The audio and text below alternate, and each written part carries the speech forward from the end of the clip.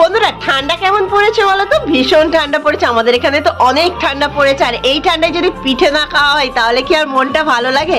তা পিঠে খাওয়ার জন্য এই যে দেখো, সকালবেলা আমি বিউলির ডাল ভিজিয়ে দিয়েছিলাম, আর এখন দোকানে গিয়েছিলাম বিকালবেলা। দোকান থেকে এসে সোনাই ঘুমিয়ে পড়েছে, সোনাইকে ঘুম পাড়িয়ে আমি চলে এসেছি পিঠে বানাতে।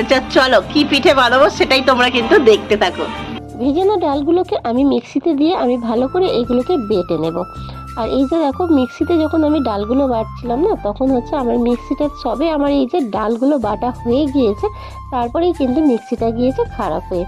তো যাই হোক, কপালে মানে লেখা ছিল যে মিক্সিটা আমার খারাপ হয়ে যাবে, সময় যখন খারাপ যায় এইভাবেই যায়। তা দেখো, এবারে আমি একটা হাঁড়িতে জল দিয়ে তাতে চিনি দিয়ে আমি কিন্তু একটা রস বানাতে দিলাম, আর বেশ কিছুটা এলাচ দিয়ে দিয়েছি।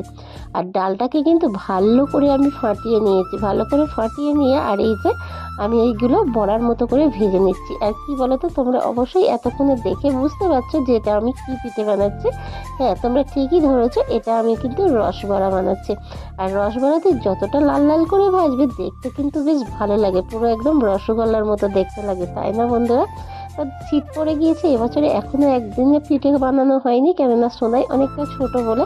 তাই এই যে দেখো, এগুলো কি সুন্দর রসে ডুবে একদম টপটপে হয়ে গিয়েছে, দেখো পুরো রসগোল্লার মতো। আর চলো খেয়েই দেখা যাক। দারুণ কিন্তু আমার লাগে খেতে, জানো তো। এই যে কেমন হয়েছে অবশ্যই কমেন্ট করো কিন্তু।